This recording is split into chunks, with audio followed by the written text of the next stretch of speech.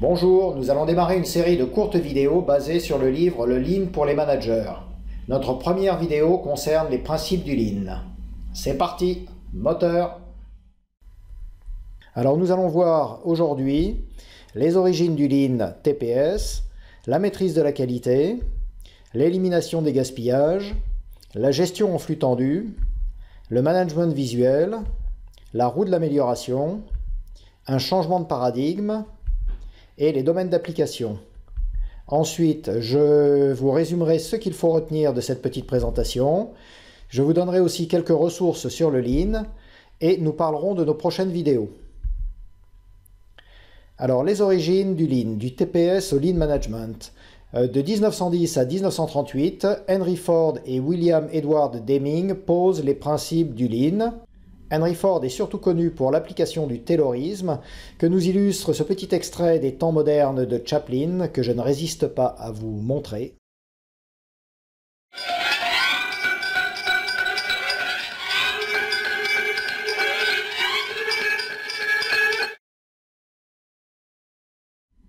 Mais Henry Ford, c'est aussi une première réflexion sur l'élimination des gaspillages et la recherche de productivité. William Edward Deming est le père en fait du PDCA dont nous parlerons par la suite. Ensuite, de 1948 à 1975, ces principes ont été mis en pratique par Toyota dans son Toyota Production System, TPS, avec un focus particulier sur l'implication des hommes et le respect justement des hommes. Les principes du TPS sont au nombre de 7, l'élimination des gaspillages, la production sans défaut, le juste à temps, la réduction des fluctuations, l'amélioration continue, la standardisation du travail et justement l'implication des opérateurs. En 1988 date la transcription du TPS en Lean avec la publication aux États-Unis d'un article sur le Lean par Crackchick. De 1990 à aujourd'hui, le Lean s'est diffusé dans tous les secteurs, tout d'abord dans l'industrie automobile, ensuite dans les autres industries telles que l'aéronautique, et puis aujourd'hui dans les services, la banque, l'ingénierie, la R&D, etc.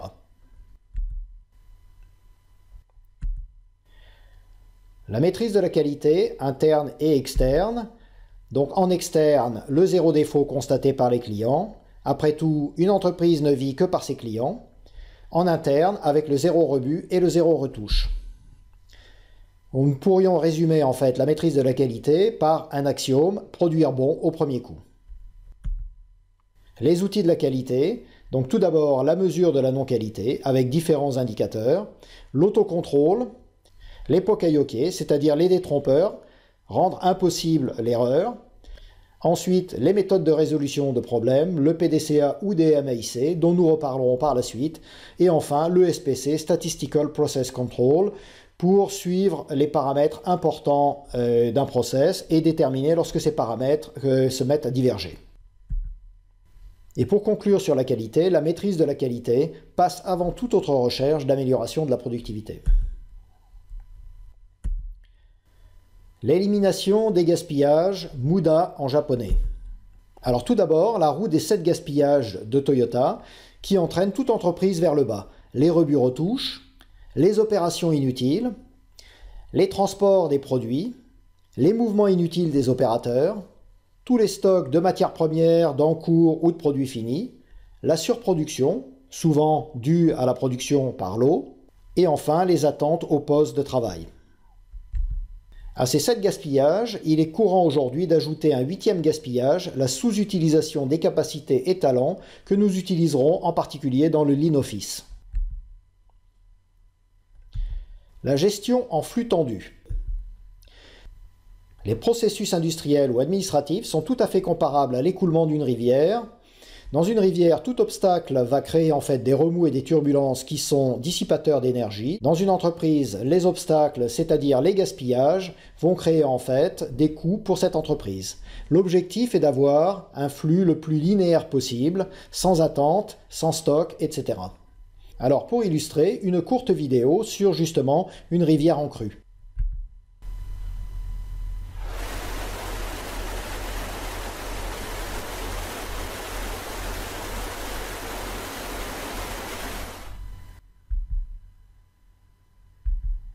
Et parmi ces turbulences, les stocks sont probablement la cause première et donc l'ennemi numéro 1 en termes de lean. Par ailleurs, les stocks en cours ont souvent été mis en place pour gérer la production avec ses problèmes et ses contraintes. Le lean propose un changement de point de vue. La réduction progressive des stocks en cours permet de rendre visibles les problèmes et de les résoudre un à un. L'objectif final serait le zéro stock. Cela nous amène à la notion de temps d'écoulement. Donc le temps d'écoulement entre un point A et un point B d'un process se définit par le temps entre l'entrée en stock, par exemple des matières premières ou des encours, les transferts de ces composants, les attentes, un temps productif net de transformation, un contrôle éventuellement, le transfert à nouveau vers une autre zone de stock et un stockage pendant un certain temps des produits finis. Nous avons noté en rouge tout ce qui ne correspond pas à de la valeur ajoutée et en vert ce qui est la valeur ajoutée.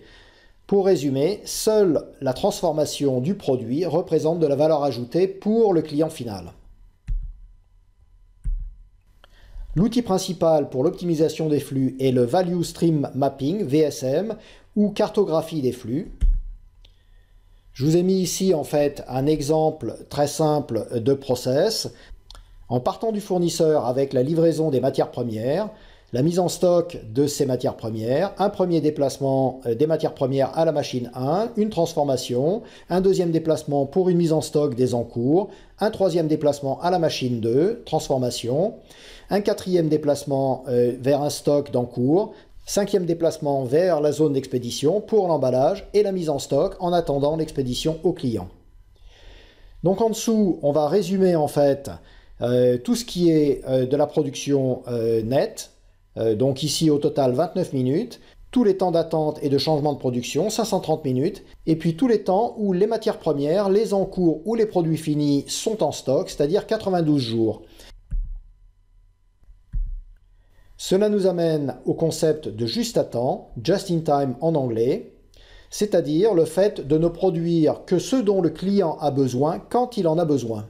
Et pour ce faire, les flux vont être tirés au lieu d'être poussés pour éviter la constitution de stocks intermédiaires.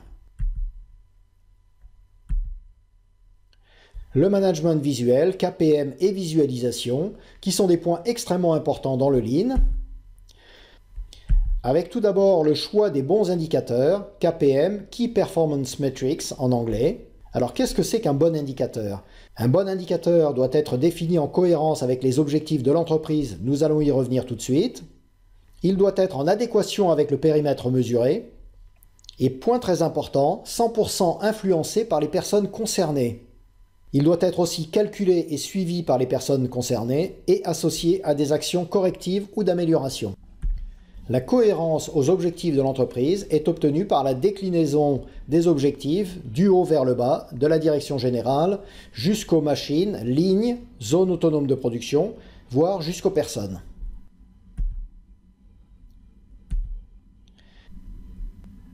Le management visuel, c'est l'affichage des indicateurs et des plans d'action par département ou zone, par poste ou machine, par groupe de travail.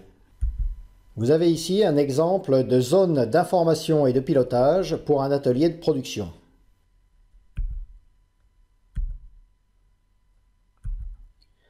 La roue de l'amélioration, donc PDCA ou DMAIC. Le PDCA possède 4 phases, Plan, Do, Check, Act.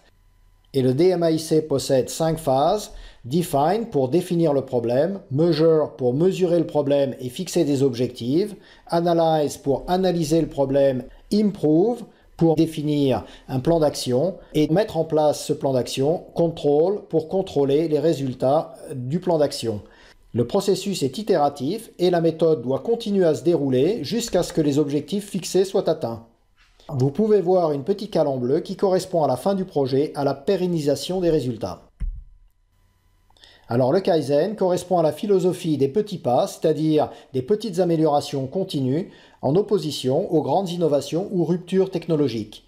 Vous voyez sur notre graphique une ligne verte avec une multitude de petites améliorations et de temps en temps des innovations de rupture validées, et puis une ligne bleue constituée essentiellement d'innovations de rupture non validées. La différence en termes de productivité est en général très importante.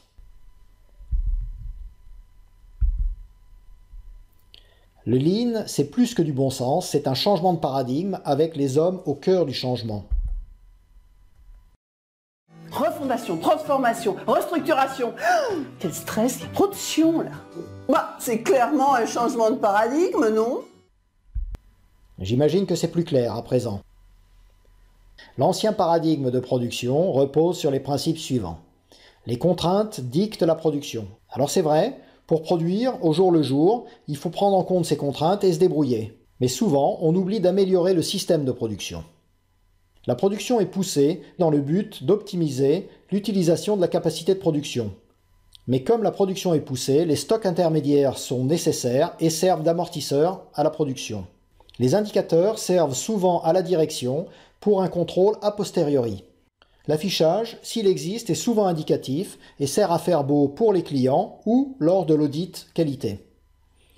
L'amélioration passe après, parce qu'il faut produire avant tout. Les idées souvent viennent du chef ou du sous-chef, et les solutions aux problèmes passent souvent par de grands changements. Le Lean représente un nouveau paradigme que nous pourrions résumer de la façon suivante. Les principes du Lean font évoluer les contraintes. En particulier, la production est tirée, les stocks sont l'ennemi, donc nous souhaitons tendre vers le zéro stock, les indicateurs sont calculés en temps réel par les opérateurs, l'affichage sert aux opérateurs à piloter la production, il sert ensuite à la direction pour contrôler que les bonnes actions ont été prises, l'amélioration est essentielle et infinie, les idées viennent de tous, aussi du chef, mais pas que du chef, et enfin, la solution au problème, c'est l'amélioration continue, le Kaizen, qui est la philosophie des petits pas.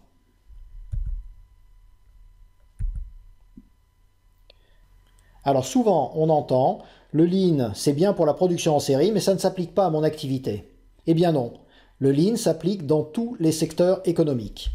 Bien entendu, le Lean Manufacturing s'est appliqué à la production en série, en particulier dans l'industrie automobile. Il s'est appliqué à la production unitaire avec l'aéronautique, mais aussi par exemple en Allemagne la production des machines-outils. Il s'applique à présent dans l'administration et les services avec le Lean Office. Et enfin, il s'applique dans l'ingénierie et la R&D avec le Lean Development.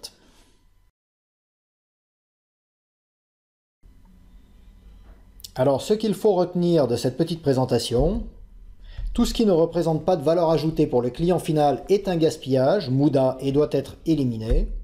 Par principe, les stocks et en cours doivent être éliminés. L'objectif est de produire en juste à temps, just in time, avec des flux tirés. Un bon indicateur de performance doit être défini en cohérence avec les objectifs de l'entreprise, en adéquation avec le périmètre mesuré, doit être 100% influencé par les personnes concernées par cet indicateur. Il doit être calculé et suivi par ces mêmes personnes et associé à des actions correctives ou d'amélioration. Si c'est votre cas, bravo, il faut continuer, sinon vous devez revoir vos indicateurs. Le management visuel est avant tout un outil pour les personnes de la zone ou du service concerné par la mesure. La roue de l'amélioration continue DMAIC ou PDCA est le moteur du Lean. Le Kaizen est le processus basé sur des petites améliorations au quotidien sans investissement important. Et enfin, les principes du Lean s'appliquent à tous les secteurs d'activité, même le vôtre, et dans tous les départements d'une entreprise. Voici quelques ressources. Le livre « Le Lean pour les managers » disponible sur semfor.net. Le pack de formation « Les principes du Lean » disponible aussi sur semfor.net. Et puis nous avons eu recours à quelques ressources sur le net pour certaines de nos vidéos. Cette vidéo vous est offerte par Semfor et BBC Conseil. Nous avons en préparation 2 vidéos pour les semaines qui viennent, Industrie 4.0, le Lean Office. N'oubliez pas de vous abonner sur notre chaîne YouTube. Enfin, n'hésitez pas à me poser vos questions ou à me faire part de vos suggestions. Eh bien, nous voici déjà à la fin de cette première vidéo et je vous donne rendez-vous pour les 2 prochaines vidéos, Industrie 4.0 et Lean Office. À bientôt!